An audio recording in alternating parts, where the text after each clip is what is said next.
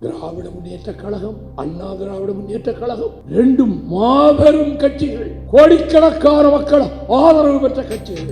அவர்களை யாரும் அசைக்க முடியாது. ஒன்று திமுக, இல்லையே அண்ணா திமுக. கற்பனை செய்ய முடியாத அளவுக்கு தகர்த்து தரைமட்டமாக்கி தூளாக்கிவிட்டு முதலமைச்சராக என் சகோதரர் ஜோசப் விஜய் உட்கார்ந்திருக்கிறார். என் வாழ்நாளில் மறக்க முடியாத நிகழ்வுகளில் ஒன்றாக 1996 ஜனவரி திங்கள் 24 நாளன்று தமிழ் இசைதான் உலகின் தொன்மை இசை என்று நிலைநாட்டுவதற்காக செட்டிநாட்டரசர் அண்ணாமலை அரசர் தமிழிசை சங்கத்தை உருவாக்கி அதன் விளைச்சலாக அண்ணாமலை மன்றத்தை தலைநகர் சென்னையிலே நிர்மாணித்த பிறகு அந்த அரங்கத்தில் தொடங்கப்பட்ட இந்த சங்கொலி இதழ் விழாவில் பங்கேற்ற நான் என்றைக்கும் நன்றி கடன்பட்டிருக்கின்ற வித்தகர்கள் இன்றைக்கு உலக உதைபந்து போட்டியின்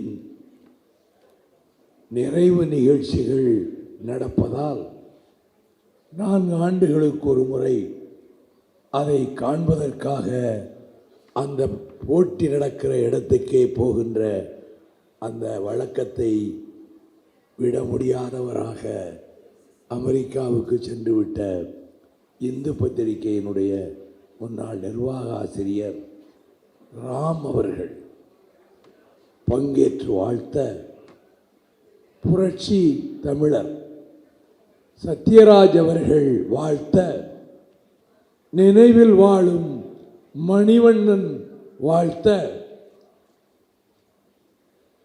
சங்கொலி ஏடு தொடங்கப்பட்டது. நான் ஒரு 5 நிமிடத்திற்கு மேல் பேச இயலாதவனாக இங்கே வந்து நிற்கிறேன். நான் எழுப்புகின்ற குரல் 40 ஆண்டுகளுக்கு முன்னைய குரலாக எங்கள் செவிப்பறைகளில் மோதுகிறது என்று கடந்த 2 ஆண்டு காலமாக கழக கண்மணிகள் என்னிடம் சொல்லி சொல்லி மகிழ்ந்து, அந்த குரல் வெட்டுப்பாறைகளில் வெண்கலமணி உருண்டு ஓடுகிற போது எழுகின்ற ஓசை போல, பொங்கி பாய்கின்ற அருவியின் சலசலப்பு ஓசையை போல, மின்னல்கள் பாய, மேகங்கள் உரச, இடிகள் எழுப்புகின்ற ஓசையாக எங்கள் பொதுச் செயலாளரே, உங்கள் குரல் 40 ஆண்டுகளுக்கு பின்னரும் அந்த குரல் மங்காமல் ஒலிக்கிற ஒன்று போதும் எங்களுக்கு என்று கடந்த 2 ஆண்டு காலமாக என் தோழர்கள் சொல்லி வருகிறார்கள். நான் மிக கவனமாக இருப்பவன். இந்த குரல் இயற்கை எனக்கு கொடுத்தது, இயற்கை தாய் எனக்கு கொடுத்தது.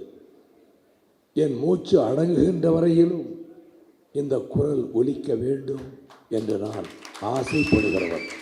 ஆனால் 1978 ஆண்டில் எங்கள் தெற்கு மறவர் சீமையில் விவசாயிகள் போராட்டம் நடந்தபோது பரவடிலி சத்திரம் என்கின்ற அந்த ஊரில் விவசாயிகளை ஒடுக்குவதற்காக வந்த காவல்துறை கண்ணீர் புகையை பிரயோகம் செய்துவிட்டு கூட்டம் கலையாத நேரத்தில் துப்பாக்கி பிரயோகம் நடத்தினார்கள். துப்பாக்கி ரவைகள் பாய்ந்து வருகிற போது அந்த வரவர் சேவையினுடைய வாலிபர்கள் எதிர்த்து போனார்கள். அந்த காவல்துறை அதிகாரியை எதிர்த்து அவர் சுட்டுக்கொண்டே இருந்தான். இவர்கள் முன்னேறிக்கொண்டே இருந்தார்கள். அவன் சுட்டான், இவன் கற்களால் தாக்கினார்கள். அந்த காவல்துறையினுடைய அதிகாரி அந்த இடத்திலேயே விழுந்து மாண்டு போனார். ஆயிரம் ரிசர்வ் போலீசார் கொண்டு வந்து குவிக்கப்பட்டார்கள். ஊர் ஊராக புகுந்து தாக்க ஆரம்பித்தார்கள். வாலிபர்களும் ஆண் மக்களும் ஊர்களை விட்டு ஓடி காடுகளுக்கு போய்விட்டார்கள். பெண்கள் பதறியவர்களாக நின்றார்கள். அந்த அந்த வட்டார கிராமங்களில் நான் ஒரு செல்ல பிள்ளையாக இருந்தவன். அந்த காலத்தில் நான் மிசா சிறையை விட்டு வெளியே வந்தபோது அந்த வாலிபர்களை தோளில் தூக்கி சுமந்து கொண்டு வீதிகளுக்குள்ளே போனவர்கள். நான் ஒவ்வொரு ஊராக போனேன். அந்த தாய்மார்களுக்கு தைரியம் சொன்னேன். பயப்படாதீர்கள், அத்துமீறி காவல்துறை ஊழியை விட ஒரு காலம் நான் அதற்கு அனுமதிக்க மாட்டேன். என் பிணத்தின் மீதுதான் அவர்கள் உங்களை நெருங்க முடியும் என்று சொன்னேன். தென்னந்தோப்புகள் வழியாக காடுகள் இருக்கக்கூடிய அந்த இளைஞர்களை பார்க்க போகிற போது ஒரு தென்னந்தோப்புக்குள்ளே நான் போன போது இளநீர் சாப்பிடுங்கள் என்று எனக்கு ஒரு இளநீரை கொண்டு வந்து கொடுத்தார்கள். ஒவ்வொரு மண்ணுக்கும் ஒரு விதமான இளநீர் சுவை இருக்கிறது. பொள்ளாச்சியில் இருக்கக்கூடிய தென்னை மரத்து இளநீரும் தஞ்சையில் இருக்கக்கூடிய மண்ணின் தென்னை இளநீரும் ஒன்றாக இருக்காது. நான் அதை சாப்பிட்டு விட்டு தஞ்சை இடைத்தேர்தல் அண்ணன் அன்பில் நிற்கிறார், பிரச்சாரத்துக்கு போக வேண்டும் என்று நான் சென்றேன். என்னால் பேச இயலவில்லை, குரலே வரவில்லை. நான் டாக்டர்களை போய் பார்த்தேன். அவர்கள் மருந்துகள் கொடுத்தார்கள், சிறப்பெல்லாம் கொடுத்தார்கள். 45 நாட்கள் எனக்கு குரலே வரவில்லை. இது நிரந்தரமாக இப்படி ஆய்விடுவோமோ என்று நான் பயந்தேன். பின்னர் சென்னையிலே ஒரு மருத்துவர் கொடுத்த அந்த குளிகைகளில் எனக்கு ஒரு விடுதலை கிடைத்தது. இது 78. அதற்கு பிறகு என் தொண்டை கம்மியதே கிடையாது. ஆனால் 2003ஆம் ஆண்டு வேலூர் சிறையில் கடுமையான குளிர் பனி, டெல்லி பனியை குளிரை போல வேலூரில் இருக்கும். வெயில் என்றாலும் பாறைகளிலிருந்து சீறி வருகிற கதிர்கள் வாட்டி வதைக்கும். எனவே இந்த குளிரும் பனியும் என்னை தாக்குகிறது என்று கருதி என் செல் சின்ன அறைதான், அதிலே 9 கம்பிகள் போட்ட ஒரு கதவு இருக்கும். அதற்கு முழுக்க ஜமுக்காலத்தை கொண்டு வர சொல்லி நான் மூடிவிட்டேன். சாளரத்தையும் நான் மூடிவிட்டேன். உள்ளே பத்தி கொளுத்தி வைத்தேன். புகை வந்து கொண்டே இருந்தது. நான் அதை முன் யோசனையோடு நான் தவிர்த்திருக்கலாம். அந்த சுருளே வந்த புகை உள்ளே சென்று சென்று நுரையீரலை தாக்கி தாங்க முடியாத இருமல். காலையிலிருந்து இரவு வரை இருமிக்கொண்டே இருந்தேன். டாக்டர் மாசிலாமணி 2 முறை 2 விதமான மருந்துகளை கொண்டு வந்து கொடுத்தார். ஒன்றும் கேட்கவில்லை. டாக்டர் கலாநிதி வந்தார். அவரும் என்னை நன்றாக சோதித்துவிட்டு, ஒருவேளை டிபி ஆக இருக்கலாம், நீங்கள் அரசு மருத்துவமனைக்கு வந்து ஒரு எக்ஸ்ரே எடுத்த வேண்டும் என்று சொன்னார். நான் வரமாட்டேன். இந்த சிறையை விட்டு அரசு மருத்துவமனைக்கு நான் வரமாட்டேன். ஏன்? என் கழக கண்மணிதான் என் உயிரினும் மேலானவன். ஒருவேளை டிவி என்று டாக்டர் சொல்லிவிட்டால் உன்னுடைய நுரையீரல் பாதித்திருக்கிறது, சயரோகம் உனக்கு வந்துவிட்டது என்று சொன்னால் என்னை கேட்காமலே என் கட்சி சகாக்கள் உயர் நீதிமன்றத்திலே பிணை மனு போடுவார்கள். இந்த டாக்டர் சொன்னதுக்கு ஒரு சான்றிதழை எனக்கு தெரியாமல் கொண்டு போய் உயர் நீதிமன்றத்திலே பதிவு செய்வார்கள். நீதிபதி ஒருவேளை எனக்கு பிணை விடுதலை கொடுக்கலாம். இந்த பிணை விடுதலை வாங்குவதற்காக வைகோ ஒரு நாடகம் ஆடிவிட்டான், ஆஸ்பத்திரியிலே போய் ஒரு சர்டிஃபிகேட் பொய்யாக வாங்கிவிட்டான் என்று என் மீது மிகுந்த பற்று கொண்டிருக்கக்கூடிய 1-2 பத்திரிகைகள் இப்படியே எழுதும். என் கண்மணி கண் கலங்குவான். ஏன் நம் தலைவரை இவ்வளவு இழிவுபடுத்துகிறார்கள் என்று அவன் வருந்துவான். டீ கடைக்கு முன்னாலே 2 பேர் தப்பாக பேசினால் அவன் நொந்து போவான். அந்த லட்சம் கண்மணியரால் தான் இந்த இயக்கத்தை 32 வருடங்களாக நாங்கள் நடத்த முடியவில்லை. ஆகவே நான் ஒரு காலம் ஆஸ்பத்திரிக்கு வரமாட்டேன், ஒரு காலம் நான் எக்ஸ்ரே எடுக்க அனுமதிக்க மாட்டேன் என்று சொல்லிவிட்டேன். நான் சிகாகோவிலே இருந்து 18 மணி நேரம் பயணித்து சென்னை விமான நிலையத்திலே நான் கைது செய்யப்பட்ட போது 500 போலீசார், 30-40 போலீஸ் வேன் ஒசாமா பின் லேடனை கொண்டு போகிறார்களா அல்லது இந்த எளியவனை கொண்டு போகிறார்களா? என்னை ராத்திரி 2 மணிக்கு கொண்டு போய் மதுரை நீதிபதி இல்லத்திற்கு முன்னால் கொண்டு போய் காவல்துறையினர் நிறுத்தினார்கள்.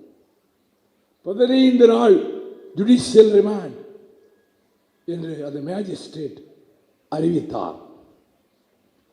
அங்கிருந்து வேலூர் சிறைக்கு கொண்டு போகிற போது பகல் 12 மணி ஆகிவிட்டது, 1 மணி ஆகிவிட்டது. எனக்காக மறியல் செய்த தோழர்கள் 1000க்கு மேற்பட்டவர்கள் அந்த சிறையிலே அடைபட்டு கிடந்தார்கள். நான் போகிற வழியில் பத்திரிகைகளை பார்த்தால் எல்லா பத்திரிகைகளிலும் 8 காலம். என்னை பற்றி செய்தியே வரலையே எனக்கு வருத்தப்படுறீங்களே. அப்போ தொடர்ந்து 2-3 மாதம் வைகோவுக்கு தான் 8 காலம். அந்த 8 காலம் போட்ட செய்திகளை வாங்கிய பத்திரிகைகளை என் ஆர்வீர் சகோதரன் அடைக்கலம் வாங்கி கொண்டு வந்து கொடுத்தார். நான் ஒவ்வொரு பத்திரிகையாக பார்க்கிறேன்.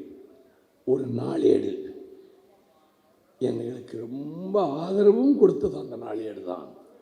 போட்டி பொதுக்குழு சேலத்திலே நடந்தபோது அது புஸ்வானம் ஆயிற்று என்று 8 காலம் போட்ட அந்த பத்திரிகை தான். என்ன காரணத்தினாலோ என் மீது அளவு கடந்த வெறுப்பும் கசப்பும் உண்டு. அதற்கு பிறகு அந்த 1 வருடம் கழித்து என்னை பற்றி எது எழுதினாலும் அது ஒரு நக்கல், நையாண்டி, ஒரு ஏளனம் இல்லாமல் அந்த பத்திரிகை வராது. ஒரு கருத்து படம் போட்டாலும் என்னை இழிவுபடுத்தான் போடுவார்கள். ஆனால் அந்த பத்திரிகை அலுவலகம் தாக்கப்பட்ட போது மதுரையில் பூமிநாதனை மற்றவர்களை அழைத்து 1000 பேரை திரட்டி நான் கண்டன ஆர்ப்பாட்டம் செய்தேன். அந்த பத்திரிகை என்னை பற்றி வர்ணிக்கிறது. முதல் பக்கத்தில் 8 காலத்தில் வைகோ, வை கோபால்சாமி, இவருக்கு பிடித்தமான நடிகர் யார்? நடிகர் திலகம் சிவாஜி கணேசன். பிடித்தமான விளையாட்டு எது? கைப்பந்தாட்டம், வாலிபால். வரிசையாக சொல்லி பிடித்தமான உணவு எது? புலால் உணவு, அசைவ உணவு. இதை படித்துவிட்டு நான் யோசித்தேன், இந்த சிறையில் ஏ கிளாஸ் பிரிசனர் என்றால் வாரத்தில் 3 நாட்கள் ஆட்டுக்கறியோ அல்லது முட்டையோ கொடுப்பார்கள். ஏ கிளாஸ் பிரிசனர்கள் எல்லாருக்கும். அப்போ வாரத்தில் 3 நாள் ஆட்டுக்கறி போடுவார். இதே பத்திரிகை எழுதும், அவர் நல்லா ஆட்டுக்கறியும் முட்டையும் சாப்பிட்டு நல்லா உள்ள ஜாலியாக இருக்காருன்னு எழுதான். நம்ம தொண்டன் துடிச்சு போவானே இதை படிச்சுட்டு. ஆகவே ஜெயில் வாசலுக்குள்ளே நுழையும் போது எத்தனை வருஷம் இருந்தாலும் ஒரு முட்டை கூட சாப்பிடுவதில்லை என்று நான் உறுதியெடுத்தேன். 19 மாதம் அப்படித்தான் இருந்தேன். என் சகாக்கள் எல்லாம் ஏன் இப்படி இருக்கேங்கிற போகிறான், சண்டைக்கு வருவான். பத்திரிகைகள் எழுதியிருக்கிறான், புலால் இல்லாமல் வாழ முடியாதா?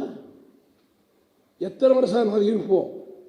இது தொண்டனுக்காக நான் எடுத்த முடிவு, கட்சி என் சகோதரனுக்காக நான் எடுத்த முடிவு. அதனால் போவதில்லை, ஆஸ்பத்திரிக்கு போவதில்லை என்று கடைசியாக வண்ணாரப்பேட்டையில் இருந்த டாக்டர் வரதராஜன் அவர் புதிதாக ஒரு மாத்திரை புட்டியை கொண்டு வந்து கொடுத்து, இது ஒருவேளை உங்க கேட்கும் என்றார். ஆச்சரியம். 5ஆம் நாள் என் இருமல் நின்று விட்டது, தொண்டை சரியாகிவிட்டது. ஆனால் இது நானாக வரவழைத்துக் கொண்டது. இந்த தமிழ்நாட்டின் சுற்றுச்சூழலை நாசமாக்கிவிட்டதே இந்த வேலிக்கருவேலம், ப்ரொபோசிஸ் ஜூலிஃப்ளோரா. விவசாயத்தையே அழித்து விட்டது, சுற்றுச்சூழலை அழித்து விட்டது. கேரளாவிலே ஒரு செடி பார்க்க முடியாது, அது முளைக்கும் போதே பிடுங்கி எறிந்து விடுவார்கள். இது தமிழ்நாடு முழுவதும் அடர்ந்து விட்டது. இதை முழுக்க அகற்ற வேண்டும் என்று உயர்நீதிமன்றத்தில் ரிட் மனு தாக்கல் செய்து நானே வாதாடினேன். ஜஸ்டிஸ் செல்வம் அவர் ஒரு கிராமத்திலிருந்து வந்தவர். எங்கள் கிராமமே வேலிக்கருவையால் அழிஞ்சு போச்சு என்று கோர்ட்டிலே சொன்னவர் என்னை பார்த்து சொன்னார், நீங்களே இதை அகற்றுகிற வேலையில் ஈடுபட்டு உங்கள் கட்சி தொண்டர்களோடு விவசாயிகளோடு மற்றவர்களுக்கெல்லாம் ஒரு ஊக்கமளித்து முன்மாதிரியாக இருந்தால், அரசாங்கமும் இதை செய்தால் இதை போக்கிவிடலாமே என்றார். நான் அடுத்த வாய்தாவில் போய் சொன்னேன், நீதிபதி அவர்களே, நீங்கள் சொன்ன மாதிரி நான் கடந்த 7-8 நாட்களாக இந்த வேலிக்கருவலை அகற்றுகிற வேலையில் நானே ஈடுபட்டேன், காலையிலிருந்து சாயங்காலம் வரை. பிறகு அதுக்கு ஒரு ஸ்டே வந்தது. பின்னர் அதற்கு பரத சக்கரவர்த்தி நீதிபதி அவர்களும் சதீஷ்குமார் நீதிபதி அவர்களும் சென்னை உயர் நீதிமன்றத்தின் மதுரை கிளையில் நான் தொடுத்த வழக்கு தொடர்ந்து கொண்டிருக்கிறது, தீர்ப்பளித்தார்கள். அரசாங்கம் உடனடியாக இவற்றை அகற்றுவதற்கு ஈடுபட வேண்டும் என்று சொல்லிவிட்டு என்னை ரொம்ப பாராட்டினார்கள். நான் உடனே எங்கள் மாவட்ட செயலாளர்களை எல்லாம் கூப்பிட்டு ஒரு 4-5 புக்லைன் ஏற்பாடு பண்ணுங்க, அந்த அறுப்பதற்கான அந்த உபகரணங்கள் அதை கொண்டு வாங்க, குறிப்பிட்ட இடத்தை தேர்ந்தெடுத்து எல்லாத்தையும் அகற்றிடுவோம் அப்படின்னு தொடர்ந்து 8 நாட்கள் 8 மாவட்டங்களில் இந்த வேலையில் நான் ஈடுபட்டேன். ஒரு நிமிஷம் கேமராவுக்கு போஸ் கொடுத்துட்டு நான் போயிருக்கலாம், அதை பெரிய கட்டம் கட்டி போடுவாங்க, போட்டோவுக்கு போஸ் கொடுத்தார் என்று கட்சிக்காரன் வருத்தப்படுவான். அதனால் நாமளே இறங்கி, ஜீவன் பாஸ்கர் கூடயே தான் இருந்தாங்க, பூமிநாதன் இருந்தார், அதை அறுத்து அந்த அறுக்கிற நேரத்தில் வருகிற புகை கரியமில வாயு தாக்கி என் நுரையீரல்கள் பாதிக்கப்பட்டு விட்டன.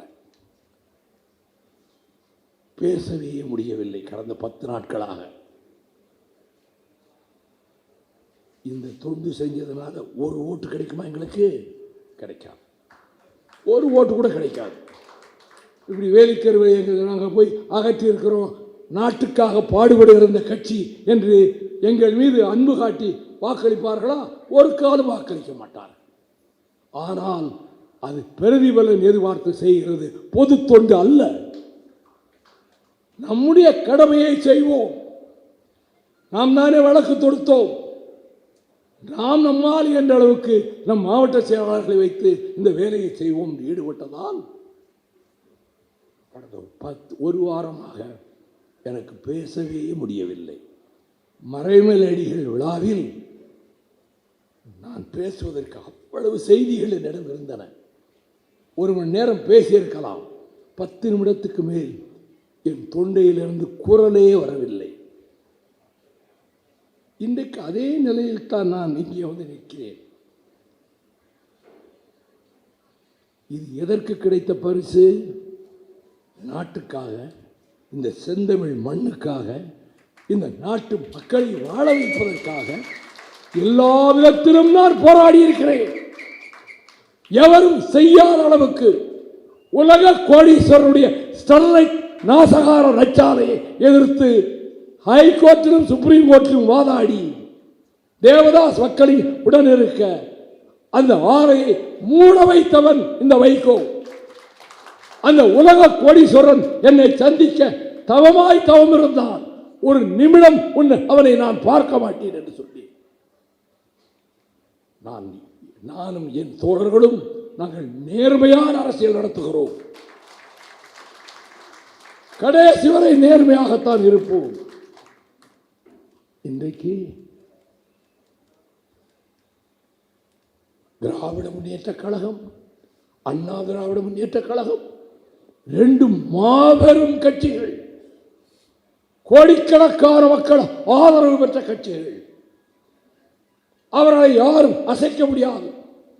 ஒன்று திமுக, இல்லையே அண்ணா திமுக. இதை கற்பனை செய்ய முடியாத அளவுக்கு தகர்த்து தரைமட்டமாக்கி தூளாக்கிவிட்டு முதலமைச்சராக என் சகோதரர் ஜோசப் விஜய் உட்கார்ந்திருக்கிறார்.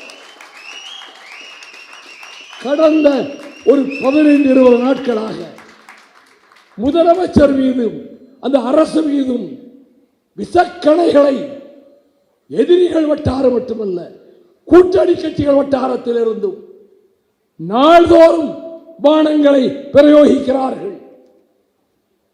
திமுக ஆட்சி இருந்த போது உங்கள் பானங்கள் எங்கே போயிற்று?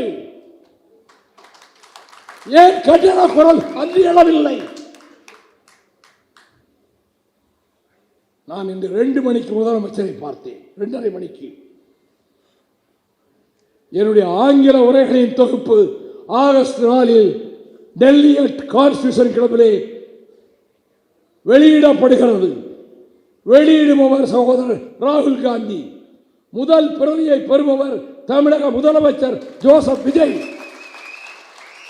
அதற்கு அவரிடம் ஒப்புதல் முன்பே பெற்றுவிட்டேன். அழைப்புதல், முதல் அழைப்புதல் அவருக்கு கொடுக்க வேண்டும் என்பதற்காக சென்று போய் கொடுத்து விட்டு வந்தேன். என் மீது 93 எப்படி என் மீது பழிகள் சுமத்தப்பட்டனவோ, இப்பொழுது 1 வார காலமாக எந்த கூட்டணியில் நான் இருந்தேனோ அந்த கூட்டணிக்கு தலைமையாகிற கட்சி அதே பானங்களை இந்த கடந்த 1 வார காலமாக என் மீது தொடுத்துக் கொண்டிருக்கிறது. நீ 1000 கணைகளை வீசிப்பார், என்னை நீ நெருங்க முடியாது.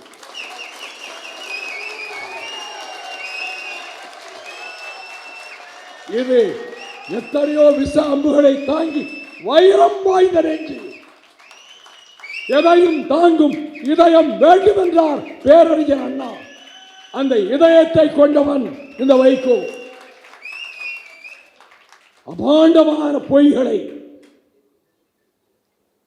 கற்பனையாக புனைந்து என் மீது முன்பும் சுமத்தினார்கள். 32 ஆண்டுகளுக்கு முன்பு எந்த கட்சிக்காக என் உயிரை கொடுக்க சித்தமாக இருந்தேனோ, எந்த தலைவனுக்காக என் ஜீவனை கொடுக்க தயாராக இருந்தேனோ, 29 முறை சிறை சென்றேனோ, இரவும் பகலும் என் வீட்டில் என் பிள்ளைகளின் மனதை பேச்சை நான் கேட்டதில்லை. மாதத்தில் 1 நாள் வீட்டில் தங்குவேன். நான் நேசித்து சேர்ந்த திராவிட முன்னேற்ற கழகத்தை மக்கள் மன்றத்தில் உயர்த்துவதற்காக என் சக்திக்கு மீறி நான் உழைத்தேன். என்னை பாசத்தோடு அரவணைத்தவர் அண்ணன் அன்பில், அண்ணன் மன்னை. நான் விடுதலை புலிகளின் மீது ஏன் பற்று கொண்டிருக்கிறேன்? தனிநாடு வேண்டும் என்று கேட்ட பெரியாரினுடைய உணர்வுகளை, சுயநிர்ணய உரிமை கேட்ட அண்ணாவின் குரலை மனதிலே பதிய வைத்திருப்பவன் நான். பெரியார் மையம் இடிக்கப்பட்ட போதும் வாஜ்பாயிடம் எங்களை தனிநாடு கேட்க தள்ளிவிடாதீர்கள் என்று நேராக சொன்னேன். அந்த விதத்தில் தான் இந்த உணர்வுகள் எனக்கு இருந்த காரணத்தால் தமிழனுக்காக ஒருவன் ஆயுதம் ஏந்தி போராடுகிறான். அந்த தவப்புதல்வரை பெற்ற தமிழ் தாய் அவனை நினைத்து புலகாங்கிதம் அடைவாள். உலக மாவீரர்கள் சரித்திரத்தை முறையாக படித்திருக்கிறேன். வரலாற்றை புரட்டி போட்ட புரட்சிகளை நடத்திய மாவீரர்களை பற்றி படித்திருக்கிறேன். அவர்கள் எவரும் என் பிரபாகரனுக்கு நிகரல்ல. இதை நான் உணர்ந்தவன். ஒழுக்கத்தின் உறைவிடம் பிரபாகரன், ஒழுக்கத்தின் இலக்கணம் பிரபாகரன். அரண்யத்துக்குள்ளே இருந்து விமானப்படையை தயாரித்தவன். 7 அணு ஆயுத வல்லரசுகளை எதிர்த்து களமைத்து போராடியவன். சிங்களவனும் என் சகோதரனின் படையும் மாத்திரம் போர்க்களத்தில் நின்றிருந்தால் கொழும்பு வரை விரட்டி அடித்திருப்பான். தமிழ் ஈழம் பிறந்திருக்கும். ஆனால் 7 அணு ஆயுத வல்லரசுகள் ஆயுதங்களை அள்ளி சிங்களவனுக்கு கொடுத்து தங்கள் நாட்டிலே இருக்கக்கூடிய முப்படை தளபதிகளையும் அனுப்பி அவர்களை கொன்று குவித்தார்கள். 3 லட்சம் தமிழர்கள் கொல்லப்பட்டார்கள் என்று 10 தடவை பாட வராது என்ற பாடலை சொன்னாரே. திலீபனுடைய உயிர் ஓய்ந்து கொண்டிருந்த நேரத்தில் திலீபன் அழைப்பது சாவையா? இந்த சின்ன வயதில் இது தேவையா என்று அவர் பேச, கந்தசாமி கோயிலுக்கு முன்னால் இருந்த தமிழ் பெண்கள் மாரடித்துக் கொண்டாட அதை வீடியோவாக கொண்டு வந்து என்னிடம் புலிகள் கொடுக்க, பேபி சுப்பிரமணியம் கொடுக்க, டெல்லியில் ஒரு வாடகை காரை அமைத்துக் கொண்டு ஒரு டிவி பெட்டியை வாடகைக்கு அமர்த்திக் கொண்டு ஒவ்வொரு தலைவர் வீட்டிற்கும் சென்று இந்த கேசட்டை நான் போட்டேன். திலீபன் உண்ணாவிரத மேடை, தாய்மார்கள் கதறி புலம்புகிறார்கள், எங்கள் இனமே அழிக்கப்படுகிறது. இந்தியாவின் தலைநகரில் உள்ள எல்லா கட்சி தலைவர்கள் வீட்டிலும் போய் நான் அந்த நவம்பர் மாத குளிரில் போட்டேன். அப்படி அந்த தருணத்தில் தான் இந்திய ராணுவத்தை, சிங்கள ராணுவம் மட்டுமல்ல, எங்கள் மக்களை கொன்று குவிக்கிறது, வல்வெட்டி துறையிலே சுட்டுக் கொன்றது. இந்தியாஸ் மைலாய் ஜார்ஜ் பெர்னாண்டஸ் வியட்நாமிலே நடந்தது போல வல்வெட்டி துறையில் நடந்தது என்று ஆதாரங்களோடு புத்தகம் போட்டார். அவ்வளவு கொடுமையான தாக்குதலை அவர்கள் நடத்தினார்கள். நான் ராஜ்யசபா முதல் நாள் நவம்பர் 9ஆம் தேதி 1987 சபை கூடியது. சேர்மன் சங்கர் தயாள் சர்மா அன்றுதான் முதலாக துணை ஜனாதிபதி ஆனதற்கு பிறகு சபையில் வந்து உட்கார்கிறார். முதல் நாள், நாள் நட்சத்திரம் நேரம் பார்க்கக்கூடியவர் அவர். என் மீது அளவற்ற பாசத்தை கொண்டிருந்த அது வேறு. அவர் வந்து உட்காருகிறார். ஃபர்ஸ்ட் கொஸ்டின் நம்பரை சொல்லுகிறார். மந்திரி எழ பார்க்கிறார். நோ கொஸ்டின் அவர். The lives of Tamilians have become a question mark. எங்கள் இனமே கேள்விக்குறியாகிவிட்டது. அதை பற்றி இங்கு பேச வேண்டும். இந்த hell with your question hour. உங்கள் கேள்வி நேரம் நரகத்துக்கு போகட்டும். குருபாதசாமி வந்தார், உபேந்திரா வந்தார், மார்க்சிஸ்ட் கட்சி திபின் கோஸ் வந்தார். இந்த கொஸ்டின் அவர் பேசாம இருங்க, நடந்து முடியட்டும்.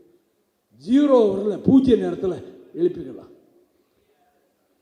Mind your business, go to your seat. உங்க நாற்காலிக்கு போய் எனக்கு அட்வைஸ் எல்லாம் பண்ணாத. எங்கள் இனமே அழிக்கப்படுகிறது, அதை பற்றி வாதிக்காமல் எதை வாதிப்பது? பார்த்தார் Shankar Dayal Sharma. With all pain and anguish, I order expelling him. சபையை விட்டு வெளியேற்றுகிறேன் என்றார். நான் வெளியேற்றப்பட்டேன். மறுநாள் முயன்று பார்த்தேன். ஆளுங்கட்சி தரப்பிலிருந்து இலங்கை தமிழரை பற்றி இங்கு வாதிக்க அனுமதிக்க கூடாது என்று விட்டார்கள். நான் அடல் பிஹாரி வாஜ்பாய் வீட்டுக்கு போனேன். லட்சக்கணக்கில் எங்கள் மக்கள் சாகுறாங்க, இதை பற்றி இங்கே வாதிக்க கூடாதுங்கிறார்கள். சேர்மன்ட்ட நீங்கள் நான் கொடுத்த காலிங் லெட்டர்ஸனை டிஸ்கஷனுக்கு எடுக்கணும்னு நீங்கள் சொன்னால் அவர் கேட்பாருன்னு. I will do it by 10 o'clock. I will come to Rajya Sabha chamber என்னார். காலைல 10 மணிக்கு போனேன். அந்த தார் வச்ச வேட்டியை கட்டிட்டு, அந்த மஞ்சள் நிற ஜிப்பாவை போட்டுக்கிட்டு, கையில் ஒரு பையை வச்சுக்கிட்டு சேர்மன் ரூம்குள்ளே போனார் வாஜ்பாய். 15 நிமிஷம் கழிச்சு வெளியே வந்தார். நான் வெளியவே நின்னேன். கூப்பிட்டார். Your calling letters and notice has been accepted. Day after tomorrow, the debate will take place. விவாதம் வந்தது. 55 நிமிடங்கள் பேசியிருக்கிறேன். அப்பொழுது இந்திய ராணுவத்தை தாக்கி பேசினேன். தலைமை அமைச்சர் வந்தார். இந்திய ராணுவத்தை விமர்சித்தால் விளைவுகள் விபரீதமாக இருக்கும் என்றார். என்னை பார்த்து அவரை பார்த்து கேட்டேன். What are the consequences mister prime minister? The utmost consequence could be gallows. உயர்ந்தபட்ச தண்டனை, தூக்கு தண்டனை. I am prepared to face the gallows. நான் பேசுவேன். தூக்கு தண்டனை என்றால் நான் ஏற்றுக்கொள்வேன் என்றேன். இப்படி உணர்வுகளால் நான் வளர்ந்தவன். ஆனால் எந்த தலைவரை உயிருக்கு மேலாக நேசித்து என் உயிரை கொடுப்பதற்கு தயாராக இருந்தேனோ அவர் 3 முறை என்னை மாநிலங்களவைக்கு அனுப்பினார். அதற்கு நன்றியாக நான் நடந்து கொண்டேன். அந்த இயக்கத்தின் கீர்த்தியை உயர்த்தினேன். தமிழர்களுக்கு திராவிட இயக்கத்துக்கு குரல் கொடுத்தேன். ஒவ்வொரு பேச்சிலும் அந்த தலைவரின் பெயரை சொல்லி அவரின் புகழை அங்கே நிலைநாட்டினேன். மற்றவர்களுக்கு தெரிவதை இதை திரும்ப 3 தடவை உன்னை மாநிலங்களுக்கு அனுப்பினோம். அதற்காக நீ கொலை செய்ய திட்டமிட்டு விட்டாய். உனக்காக விடுதலை புலிகள் அந்த தலைவரை கொலை செய்ய திட்டமிட்டு விட்டார்கள் என்று ஊர்ஜிதமாகாத ஒரு தகவல், unconfirmed report. So people were so clever, they managed to catch some official from the intelligence bureau to send such a report to the Home Ministry, India. ஊர்ஜிதமாகாத தகவல். வை கோபால்சாமியினுடைய அரசியல் உயர்வுக்காக விடுதலை புலிகள் கொலை செய்ய திட்டமிட்டிருக்கிறார்கள் என்று அன்கன்ஃபர்ம்டு ரிப்போர்ட். அந்த ஹோம் மினிஸ்டர் அதை ஜெயலலிதா அரசுக்கு அனுப்பினார். ஆனால் 1993 செப்டம்பர் 23 காரைக்குடியில் அண்ணா விழாவில் பேச நான் ரயிலில் உட்கார்ந்திருக்கிறேன். திமுக கழகத்தின் முன்னணி பேச்சாளர்கள் ஒருவர் பதட்டத்தோடு வந்தார். அண்ணே, கோயம்புத்தூர் டூரில் உங்களை பற்றி சிறுமுகை கூட்டத்தில் நான் ரொம்ப பாராட்டி பேசினேன். கூப்பிட்டாரு. என்னடா நினச்சிக்கிட்டு இருக்கிறேன்? ஏதோ உச்சி மேலே வச்சு தூக்கி வச்சு பேசினியாமே. 10 நாளில் பார், அதிர்ச்சி தரத்தக்க தகவல் வரும், அதிர்ச்சி தரத்தக்க செய்தி வரும். 10 நாள் கழித்துத்தான் நீ அதை உணர்வாய் என்று சொன்னார். எனக்கு ஒன்றும் புரியலை அப்படின்னா. எனக்கும் ஒன்றும் புரியலைப்பா. 10 நாளில் என்ன செய்தி வரப்போகுது? 23ஆம் தேதி நான் ரயிலில் கேட்குறேன். அதன் பிறகு நடந்தாலும் வேடிக்கை சிக்கிரி கெஸ்ட் ஹவுஸில் தங்கினேன். நீராக குளிக்க போய் வாஷ் பேசினில் காலை வச்சேன். அந்த செராமிக் உடைஞ்சி என் வலது கால் பெருவிரல் நரம்பு துண்டிக்கப்பட்டு விட்டது. ரத்தம் கொட்ட கொட்ட பேசினேன் காரைக்குடியிலே. அங்கிருந்து போய்விட்டு வருகிறேன். தொண்டையிலே கட்டி, அது புற்றுநோய் கட்டியாக இருக்காது, இருந்தாலும் உடனே அறுவை சிகிச்சை செய்ய டாக்டர் சொன்னார். கேகேஆர். பழனியிலே இடைத்தேர்தல், ராணிப்பேட்டையில் இடைத்தேர்தல், நாங்கள் எல்லாம் பிரச்சாரத்துக்கு போகணும். டாக்டர், நான் உடனே வர முடியாது, 18ஆம் தேதி நான் வந்துடுறேன், நான் பிரச்சாரத்துக்காக போறேன். எந்த கூட்டத்திலும் நான் பேச அனுமதிக்கப்படவில்லை. கூனி குறுகி இந்த கருப்பு துண்டை பார்த்தால் திமுக தோழர்கள் இன்றைக்கு அங்கே இருக்கிறதா ஒரே ஆரவாரம் பண்றாங்க. இதை சுருட்டி மடக்கி வேனில் ஒரு மூலையில் வச்சு நான் ஒரு மூலையில் உட்கார்ந்து கொண்டேன். ஆனால் என் மீது பின்னர் என்ன குற்றச்சாட்டு? தேர்தல் பிரச்சாரத்துக்கே தேர்தல் பணி செயலாளர் வரவில்லை. 1.5 பக்க குற்றச்சாட்டில் இது பிரதான குற்றச்சாட்டு. ராணிப்பேட்டைக்கு வந்தேன், வேட்பாளர் என்னை பார்க்கவில்லை, பேசுவது அவசியமில்லை. 18 இடங்களில் பேசினேன். பேசிவிட்டு அண்ணா பிறந்த நாள் என்று ஈரோட்டுக்கு சென்றேன். தலைவர் அவர்களை பார்த்தேன். நான் கூட்டம் பேசுறதுக்கு முன்னாடி பேச ஊர்களுக்கெல்லாம் போய் நீங்கள் முன்னாடியே பிரச்சாரம் பண்ணிட்டு போங்கன்ட்டார். நான் ஒரு 7 ஊரில் பேசிட்டு காங்கேயத்தில் வந்து மேடையில் நிற்கிறேன். கார் சத்தம் கேட்கிறது, கான்வாய் வருகிறது. உடனே அடிவயிற்றிலிருந்து அந்த தலைவர் பெயரை, பட்ட பெயரை சொல்லி வாழ்க வாழ்க என்று முழக்கமிட்டு கொண்டே இருந்தேன். பேச்சை நிறுத்தினேன். நீ தொடர்ந்து பேசு என்று தலைவர் சொல்லவில்லை. திரும்பி பார்த்தேன். ஒரு 8-9 பேர் வரிசையாக உட்கார்ந்திருக்கிறார்கள். ஒரு நாற்காலி கூட காலியாக இல்லை. யாரும் எழ தயாராக இல்லை. 2வது வரிசையை பார்த்தேன். அதிலே ஒரு 9 பேர் உட்கார்ந்திருக்கிறார்கள். எந்த நாற்காலியும் இல்லை. 3வது வரிசையை பார்த்தேன். எந்த நாற்காலியும் இல்லை. 4வது வரிசையில் கோவை MP மோகன், அண்ணே இங்க வாங்க, ஒரு நாற்காலி சேர் இருக்கு, நான் போய் உட்கார்ந்தேன். வேட்பாளர் எல்லா பெயர்களையும் சொன்னார், என் பெயரை சொல்லவில்லை. கணேசமூர்த்தி ஒருவர் தான் என் பெயரை சொன்னார். நான் நேசித்து பூஜித்த தலைவர் பெயர்களை, எல்லா பெயர்களையும் விழித்தார். அந்த கூட்டத்தில் என் பெயரை விழிக்கவில்லை. கூட்டத்திலிருந்து கூச்சல் போட ஆரம்பித்தார்கள் காங்கேயத்தில். நான் மனம் உடைந்தவனாக இறங்கி, அவர் முஞ்சனூர் தலைவர் பண்ணைக்கு போய்விட்டேன். வீரபாண்டி ஆறுமுகம் என்னை அழைத்தார். நான் 10 கூட்டம் ஏற்பாடு பண்ணியிருக்கேன், நாளைக்கு வந்து பேசிட்டு போகிறார். சரி, நீங்கள் சொன்னால் மறுக்க முடியாது என்று போய் 10 கூட்டங்கள் பேசிவிட்டு வந்து நான் குறிப்பிட்ட நாள் அதிகாலையில் ஆஸ்பத்திரியில் போய் சேர்ந்தேன். 18ஆம் தேதி. திவான் ஒருவர் மட்டும்தான் கூட இருந்தார். எனக்கு மயக்க குளோரோஃபார்ம் கொடுக்கணும் இல்லையா, குளோரோஃபார்ம் ஊசியமாக போட்டாங்க. என்ன சொன்னாங்க 15 வரைக்கும் என்ன. எனக்கு அதுக்கு பிறகு எனக்கு ஒன்றும் தெரியலை, மயங்கிட்டேன். சர்ஜரி முடித்து என்னை கொண்டு போய் ரூமில் பெட்டில் போட்டிருக்காங்க. பெட்டில் கொஞ்சம் நினைவு வருது. டாக்டர் ராமலிங்கம் பக்கத்தில் நிற்கிறார். நான் ஒரு தப்பும் செய்யலையண்ணா, நான் ஒரு துரோகம்னு நினைக்கலையண்ணா, உங்களுக்காக நான் உயிரே கொடுப்பேனண்ணா, ஏன்னே நீங்கள் சந்தேகப்படுறீங்க. இத்தனையும் அரை மயக்கத்தில் நான் சொன்னவை. இந்த சூழ்நிலையில் தான் திராவிட முன்னேற்ற கழகத்திலிருந்து உன்னை ஏன் நீக்கக்கூடாது என்று கேள்வி வந்தது. நான்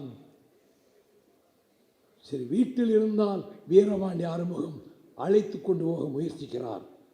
இன்னொரு தடவை மன்னிப்பு கேட்டு அதை 8 காலத்திலே முரசொலியில் போட்டு நம்மை நேசிக்கிற தொண்டெல்லாம் இவருக்கு இதே வேலையாக போச்சு.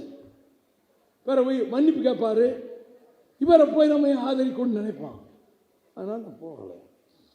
அதனால் அப்போ அந்த வீட்டுக்கு முன்னாடி வந்து ரத்தத்தில் கையெழுத்திட்டு எனக்கு கடிதம் அனுப்பிய நொச்சிப்பட்டி தண்டபாணி தீக்குளித்து குருநாதன் ஆஸ்பத்திரி தூக்கிட்டு போய் 1 மணி நேரம் கழித்து செத்து போயிட்டான், இறந்துட்டான் அப்படின்னா. நான் காலையில் போனேன், முகம் கருகலை, படுவாய் போய் இப்படி செஞ்சுட்டானே. அவனை கொண்டு போய் அரவாக்குறிச்சி மயானத்தில் சுடுகாட்டில் சிதையில் பாடியை வச்சுட்டு நான் எல்லாருக்கும் சொல்லியிருந்தேன், பொன்முத்துராமலிங்க எல்லாருக்கும் ஒரு மைக் 10 டியூப் லைட் ஏற்பாடு பண்ணுங்க, அந்த மயானத்துக்கு பக்கத்தில் ஏற்பாடு பண்ணியிருந்தாங்க. அன்றுதான் முதலாக மனம் திறந்து 2.25 மணி நேரம் பேசினேன்.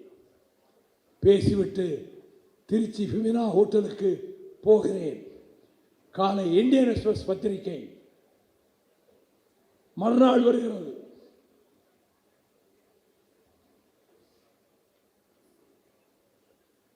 The erasure of Mark Antony in Julius Caesar was reflected in yesterday Vico speech. Mark Antony பேசியதை போல இவன் இந்த சுடுகாட்டிலே பேசினான் என்று கட்டம் கட்டி போட்டிருந்தது. உங்க இடிமலை உதயம் தீ குடிச்சிட்டான். நான் ஓடினேன் தஞ்சாவூர் ஆஸ்பத்திரிக்கு. அண்ணன் வருவாரான்னு கேட்டு 5 நிமிஷத்துக்கு முன்னாடி தானே செத்து போயிட்டான். விழுப்புராங்குறிச்சிக்கு அந்த உடலை தூக்கி கொண்டு போன மன்னச்செல்வன் நடராஜன், மலர்மன்னன், ஷேக் முகமது எல்லாம் வந்தாங்க. அங்க சுடுகாட்டுக்கு பக்கத்தில் பேசுறேன். நான் உங்களுக்காக உயிரை கொடுக்க சித்தமாக இருப்பவன். உங்கள் உயிரை காப்பாற்ற உங்கள் மூத்த மகன் வருவாரா, நடுவுள்ள மகன் வருவாரா, இளைய மகன் வருவாரா, இந்த வைகோ வருவான் உயிரை கொடுக்க. இது இடிமலை உதயன் சிலையை வைத்துவிட்டு பேசியது. அடுத்த தகவல், வன்னியர் சமூகத்தைச் சேர்ந்த உப்பிலியாவரம் பஞ்சாயத்து பிரசிடண்ட் உப்பிலியாவரம் வீரப்பன் தீக்குளித்தார், சாக கிடக்கிறார் ஆஸ்பத்திரியில். அங்கு ஓடினேன். அவர் கண்ணும் தெரியல, உடம்பெல்லாம் கருகி போச்சு. அங்கிருந்து மேலப்பாளையத்தில் ஒரு முஸ்லீம் இளைஞன் ஜஹாங்கீர், திமுகவை சேர்ந்தவன், அவன் தீக்குளிச்சு இறந்து போனான். இல்லை, விஷம் குடிச்சு இறந்து போனான். அடுத்து வருகிறது தகவல், கோவை காமராஜபுரத்தில் அருந்ததியர் சமூகத்தில் பிறந்தவன். கோவை திமுக மாநில மாநாட்டில் முதல் நாள் நான் பேச அழைக்கப்படவில்லை. அந்த இரவில் 12 மணிக்கு அருந்ததியர் தெருவில் கோவை மாவட்ட திமுக முன்னணியினர் என்னை அழைத்து செல்ல, நான் பெண் மணமகன்கிட்ட தாரி எடுத்து கொடுக்கணும்னு போகிறேன். வருங்கால முதல்வர், வருங்கால தலைவர் என் பெயரை சொல்லி ஒருத்தன் கோஷம் போட்டான். அவனை அப்படியே அடித்து மேடையிலிருந்து தூக்கி எறிஞ்சேன். கீழே போய் விழுந்தான். அவன் தான் தீக்குளித்த பாலன், கோவை காமராஜபுரம் பாலன். நான் பேராசிரியர் சொன்னார், ஏய் கலிங்கப்பட்டியில் போய் பேசாம இரு, 2-3 வருஷம் போகட்டும், அந்த ஆலயத்தெல்லாம் அரசியல் பண்ண முடியாது, நீ நான் கட்சி நடத்த முடியுமா, ஒரு சோழியை பார்த்து போனாரு. அந்த முடிவில் இருந்தேன். என் ஒய்ஃபிட்ட சொன்னேன், பேசாம ஊருக்கு போயிடுவோம், தாத்தா கிட்ட அரண்மனை போன்ற வீடு இருக்கு, நல்லா காற்று மாடியில் படுத்தா வரும், தென்றல் காற்று மாதிரி, இதோட நம்ம அரசியல் முடிச்சுக்கிறோம் முடிவெடுத்திருந்தேன். நான், என் மனைவி ரொம்ப மகிழ்ச்சி, நல்ல முடிவு, ஊருக்கு போயிடுவோன்னு சொல்லிட்டாங்க. சற்றும் எதிர்பாராத விதமாக இந்த சம்பவங்கள் நடந்ததா?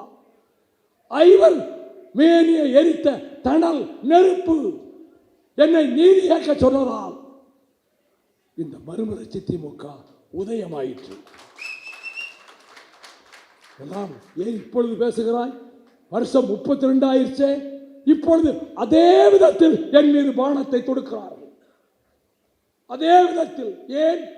நான் அந்த கூட்டணி விட்டு வெளியேறி வந்து விட்டேன். தன்மானத்தை காப்பதற்காக கழகத்தின் 1400 பொதுக்குழு உறுப்பினர்களும் இதை விட்டு வெளியேற வேண்டும் என்று அவர்கள் முடிவெடுத்ததா? ஒரு ஜனநாயக புரட்சி நடத்தி 35 விழுக்காடு ஓட்டு வாங்கி கோட்டையிலே வந்து உட்கார்ந்திருக்கிறாரே விஜய், அவரோடு கரம் கோர்க்கலாம். இதில் லட்சம் அத்தனை தோழர்களின் விருப்பம். இது முடிவெடுத்த காரணத்தால் கடந்த 1 மாத காலமாக பழைய தாக்குதலை ஆரம்பித்து விட்டார்கள். நான் எல்லாம் தாங்கி பழகி போனவன். உங்க தாக்குதல்கள் எல்லாம் என்னை நிலைகுலைய செய்யாது.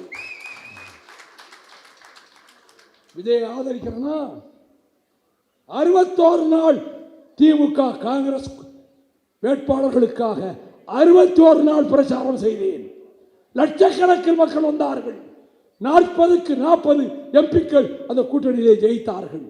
இந்து பத்திரிகை கட்டம் போட்டு எழுதியது. இந்த மாபெரும் வெற்றிக்கு காரணம் வைகோஸ் கேம்பெயின், வைகோவின் பிரச்சாரம்.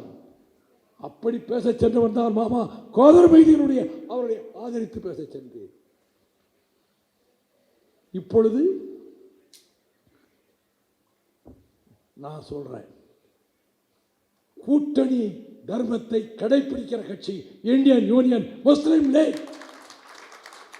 கூட்டணின்னு வந்துட்டாங்கல்ல, ஒரு வார்த்தை விஜய் அரசை பற்றியோ அது அமைச்சரவை பற்றியோ ஒரு விமர்சனம் உண்டா? கிடையாது. விமர்சிக்க விரும்புகிறீர்களா?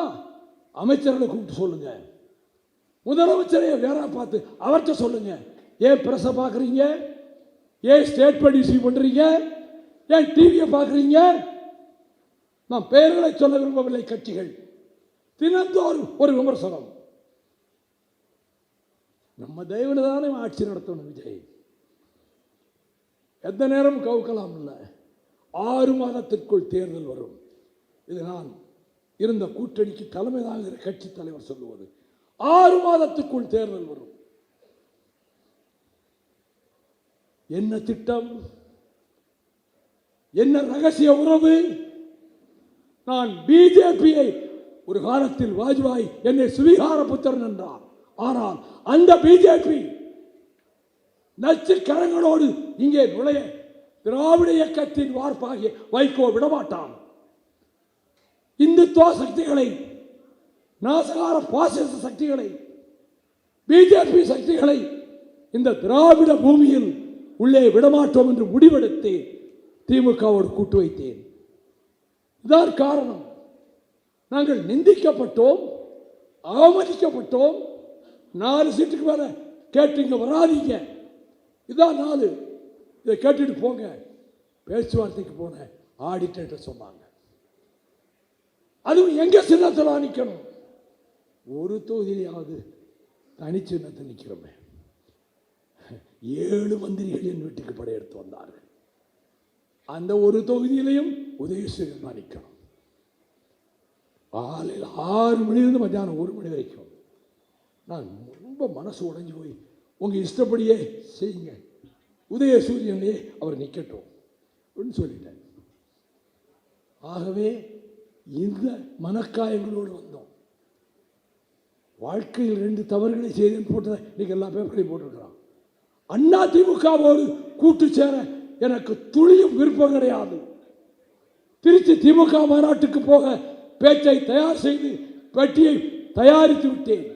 ஆனால் கட்சியின் தலைவர்கள், அவை தலைவர், பொருளாளர், துணை பொதுச் செயலாளர்கள், முன்னாள் நாடாளுமன்ற உறுப்பினர், முன்னாள் தொழிற்சங்க தலைவர்,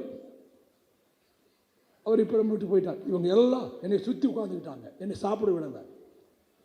25 சீட்டு நம்ம ஜெயிக்கலாம், 45 சீட்டு கொடுப்பாங்க. திமுக ஒரு சீட்டு கூட ஜெயிக்க முடியாது. இப்படி ஒரு சந்தர்ப்பம் திரும்ப கதவை தட்டாது. இப்ப 25 எம்எல்ஏ ஜெயிச்சா கட்சிக்கு உயிர் வந்துடும். நீங்க உங்க பிடிவாதத்தை மாற்றுங்க. நான் ஒரு தலைவனுக்குரிய தகுதியை பெற்றவன் அல்ல. தலைவன் என்றால் இந்த நிர்பந்தங்களுக்கு இணங்கி விட்டுறால் கூடாது. நம்ம எடுக்கிற முடிவுதான் இருக்கணும். அவன் தான் லீடர். நான் அந்த லீடர்ஷிப் குவாலிட்டி ஆகிட்டு இல்லை.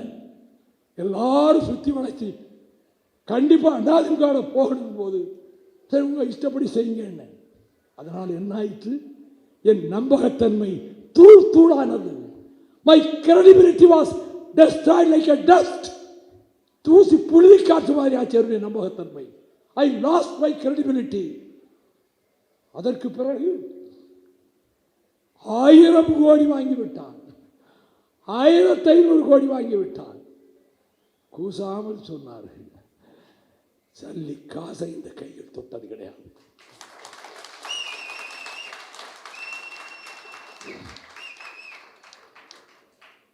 அதாவது பேசவே முடியாது, தொண்டையில் பேச்சே வராது. நன்றி வணக்கத்தோடு உட்காரம் தான் வந்தேன். 2 நிமிஷம் பேசணும்னு. ஆனால் என்ன காரணத்துக்காக இந்த சூழ்நிலை? என்னுடைய நாம் முந்தா நாள் இரவெல்லாம் தூங்கல. அதற்கு 2 நாளைக்கு முன்னாடி வந்த முரசொலியில் 93 நடந்த ஒரு சம்பவத்தை சொல்லி 9 93 அதில் ஒரு 7 16 வருஷத்துக்கு பிறகு கற்பனையா கதை கட்டுவதில் அவருக்கு நிகர் எவனுமே கிடையாது. நாடகம் ஜோடிப்பதில் 16 வருஷம் கழிச்சு நாகர்கோவில் இப்படி நடந்தது. ஆற்காடு வீராசாமியும் துரைமுருகனும் இவனை பார்க்க போனார்கள். கூட்டம் முடிந்த பிறகு என்னையா பிரச்சனைன்னு கேட்டுட்டாங்க. நான் கட்சிக்கு தலைவராக வரணும்யா, கலைஞருக்கு பிறகு நீ தானே அவர். அந்த ஆள் பெரியார் மாதிரி ராஜாஜி மாதிரி 100 வருஷம் இருப்பான், அது வரைக்கும் நான் காத்துக்கிட்டு இருக்கணுமா என்று எனக்கு ஒரு அடைமொழி கொடுத்து இப்படி கேட்டிருக்கிறார் அந்த நபர். சில பல ஆண்டுகளுக்கு பிறகுதான் அவர்கள் என்னிடம் சொன்னார்கள். இல்லைன்னா 16 வருஷம் கழிச்சு எழுதுறதுனால எப்படி 16 வருஷம் சும்மா இருந்தேன்னு கேட்பான்ல, அதெல்லாம் ஜோடிக்கிறதுல அவருக்கு எதிரே ஒன்றும் கிடையாது. சில பல ஆண்டுகளுக்கு பின்பு அந்த இருவரும் வந்து இப்படி அந்த ராத்திரியில் வைகோ கேட்டான். என் தாயறிய சொல்லுகிறேன், அப்படி ஒரு வார்த்தை என் வாயிலிருந்து வந்ததே கிடையாது. மறுநாள் தூத்துக்குடியிலே கூட்டம். நான் மனம் திறந்து பேசினேன். 5 1 பெற்றான், 5 1 தாவி அந்த பாடலை முழுக்க சொல்லி அந்த வாயுமைந்தன் அனுமன் என் மார்பை பிளந்து பாருங்கள், அங்கே ராமன் இருக்கிறான் என்று சொன்னான். கழக தோழர்களே, என் மார்பை பிளந்து பாருங்கள், என் நெஞ்சை பிளந்து பாருங்கள், அங்கே என் தலைவர் கலைஞர் தான் இருக்கிறார் என்று பேசினேன். அடுத்து பேச வந்த தலைவர் இங்கே ரொம்ப உணர்ச்சி வசப்பட்டு பேசினாரே, இதை 3 மாசத்துக்கு முன்னாடியே பேசியிருக்கலாமே என்று கேலியும் கிண்டலுமாக பேசினார். 3 மாதத்துக்கு முன்பு அருப்புக்கோட்டையில் அதே பேச்சை நான் பேசியிருக்கிறேன். இந்த சூழ்நிலையில் தான் வேறு வழி இல்லாமல் கட்சியை தொடங்க வேண்டி வந்தது. எவ்வளவு பழி சொற்கள்! கொலைகாரன் என்ற பழி, கோடிகளை குவித்து விட்டார் என்ற ஒரு பழி. நீங்கள் அண்ணாவை போல் நேர்மை ஆட்சி நடத்தினீங்களா? காமராஜரை போல் நேர்மை ஆட்சி நடத்தினீங்களா? நீங்கள் நாளையிலிருந்து என் மீது கடும் கணைகளை தொடுப்பீர்கள். I am prepared to face it. பதிலுக்கு 1க்கு 10 கணைகளை தொடுக்க என்னிடம் ஆயுதங்கள் இருக்கின்றன.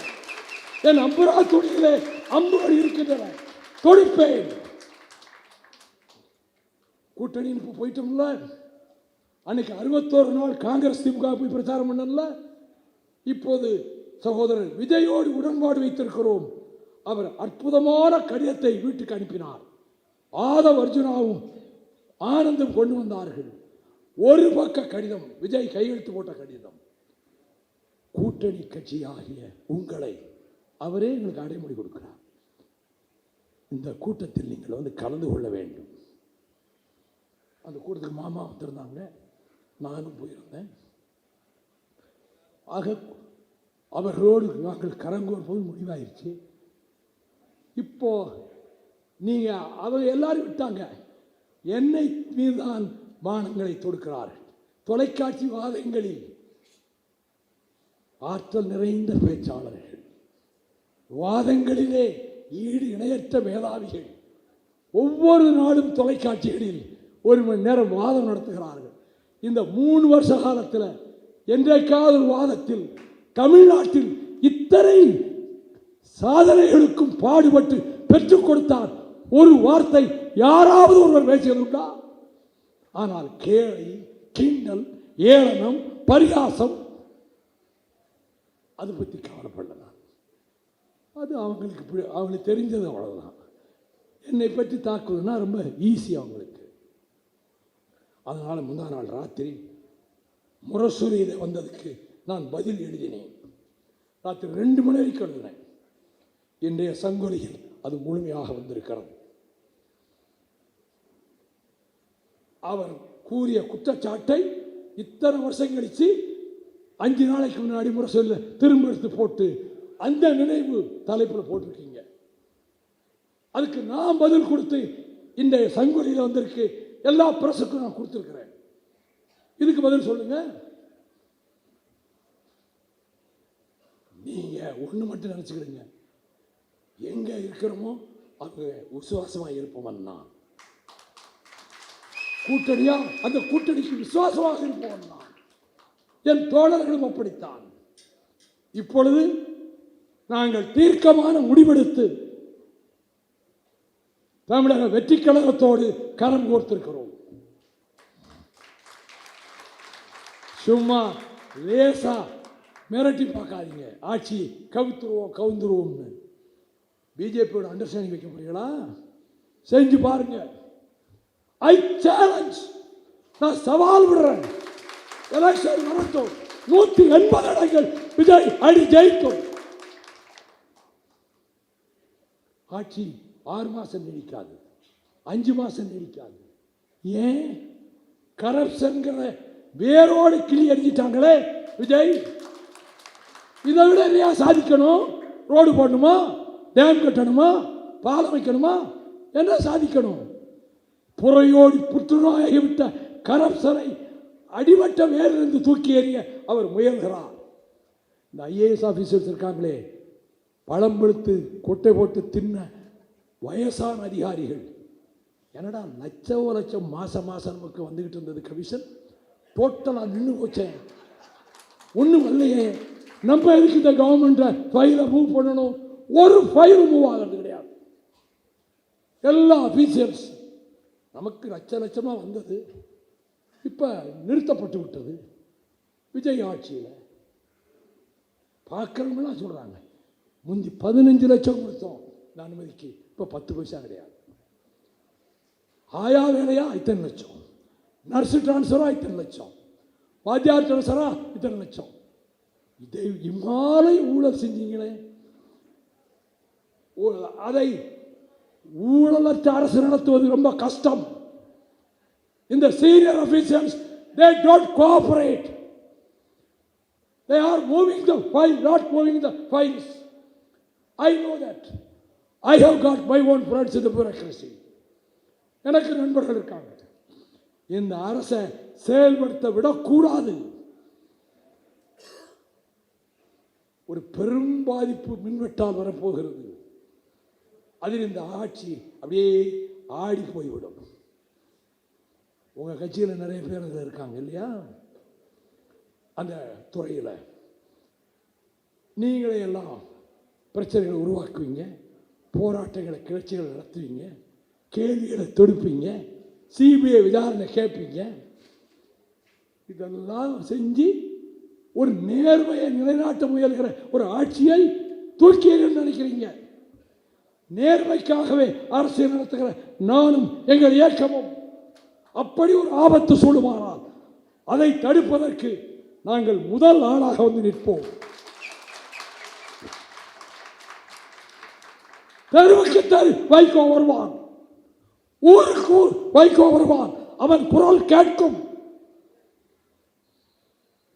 அந்த சகோதரன் ஒரு நேர்மையான ஆட்சி நடத்த விரும்புகிறான். அந்த ஆட்சியை நடத்துவதை அலங்கோலப்படுத்திவிட்டு வீழ்த்த முயற்சி செய்கிறார்கள். நாம் பிறந்த பொன்னாடு தமிழ்நாடு. இந்த தமிழ்நாட்டின் பொது வாழ்வை பாதுகாக்க வேண்டிய கடமை என கொண்டு 62 வருடம் ஆயிற்று நான் அரசியலுக்கு வந்து. 5½ வருடம் நான் ஜெயிலில் இருந்திருக்கிறேன். 6500 கிலோமீட்டர் நான் நடந்திருக்கிறேன். இப்போ எங்க கடமை என்ன? எங்களை மதித்து எங்களுக்கு மரியாதை கொடுத்து ஆட்சி பீடத்திலே இருப்பவரும் அவர் சகாக்களும் மறுமலர்ச்சி திமுகவை மதிக்கிறார்கள், நேயத்தோடும் மரியாதையோடும் நடத்துகிறார்கள். ஆகவே நாங்கள் யுத்தகலத்துக்கு ராணுவம் போகிற போது முன்னாலே போய் பாதையை செம்மைப்படுத்துகிறவர் தான் sappers and miners. MDMK will behave like sappers and miners.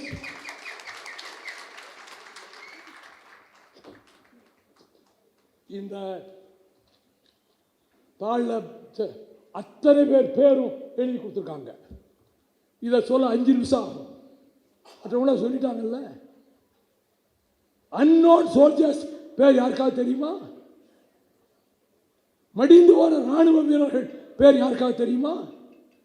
லட்சோப லட்சம் கழக தொண்டர்கள் அவர்கள் பெயர் நோட்டீஸில் வருகிறதா? என் பேர் இந்த இடத்துல போடணும், என் பேர் இந்த இடத்துல போடணும். இந்த நோய் மதிமுகவில் கிடையாது.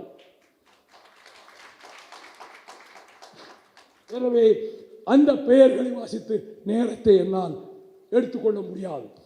ஆனால் என் கையில் இருப்பது 1957 ஜனவரி 25 வெளியான சங்கொலி. இது யாருடைய ஏடு? திராவிடர் கழக ஏடு, திராவிடர் கழக கொள்கை ஏடு, டிஎம்கே ஏடு அல்ல, திராவிடர் கழக ஏடு. ஆசிரியர் மயிலை சீனிவாசன். இதை நெடுமாறன் தான் எனக்கு கொண்டாந்து கொடுத்தாரு.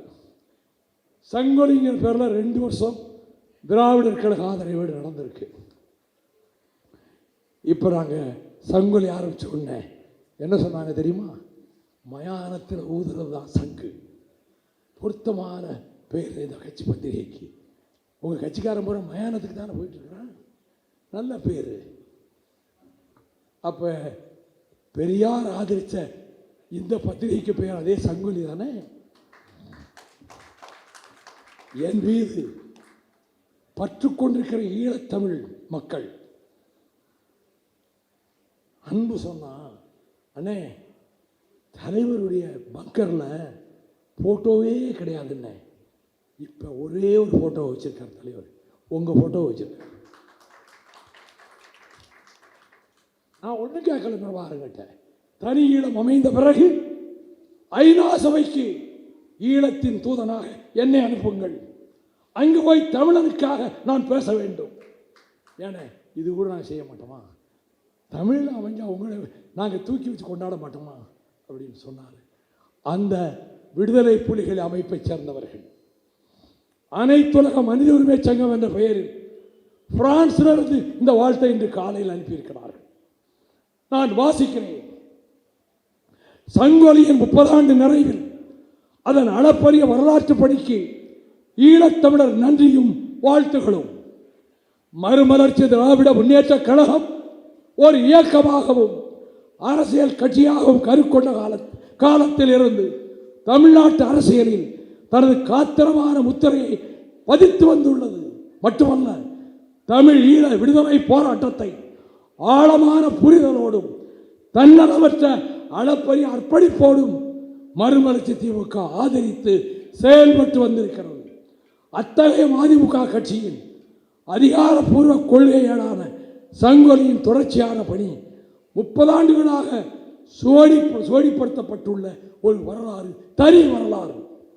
தமிழ் தேசிய தலைவர் மேதகு பிரபாகரன் அவர்களின் நம்பிக்கைக்கும் பெருநட்புக்கும் உரியவரான பேராற்றல் மதிமுக தலைவர் வைகோ அவர்கள் மட்டுமல்ல, அவரது குடும்பத்தினரும் மதிமுக தோழர்களும் தமிழீழ விடுதலை போராட்டத்துக்கு ஆற்றியுள்ள அளப்பரிய வாழ்நாள் வரலாற்று பங்களிப்பும் அர்ப்பணிப்பும் தன்னிகரற்றவை. வார்த்தைகளால் இலகில் விவரித்துவிட இயலாத அளவுக்கு அளப்பரியவை, உன்னதமானவை. அந்த பங்களிப்பின் சாட்சியமாக சங்கொலி விளங்குகிறது. அவ்வாறான ஒரு ஏற்றின் 30 ஆண்டு நிறைவில் அதன் பணி தொடர்ந்தும் வெற்றிகரமாக நீண்டு சிறக்க ஈழத் தமிழர்கள் சார்பாக, விடுதலை புலிகள் சார்பாக எமது அமைப்பு சங்கொலியை மரமாற வாழ்த்துகிறது. ஈழத்தில் நடைபெற்ற இனப்படுகொலைகளும் தொடர்ந்தும் அங்கு நடைபெற்ற பண்பாட்டு இன அழிப்புக்கும் சர்வதேச நீதியை வலியுறுத்தவும் தமிழ் ஈழத்துக்கான பொது வாக்கெடுப்பு என்ற நிலைப்பாட்டை தமிழ்நாட்டில் உறுதியாக தொடர்ந்து முன்னெடுக்கவும் தொடர்ந்தும் சங்கொலி தனது கருத்தியல் பணியை சிறப்பாக தொடர வேண்டும் என்று வாழ்த்துகிறோம். திக்கட்டும் எதிரொலிக்கட்டும் சங்கொலி. வாழ்க தமிழ், வளர்க தமிழ்நாடு, வெல்க தமிழ் ஈழம். விடுதலை புலிகள் சார்பாக வணக்கம்.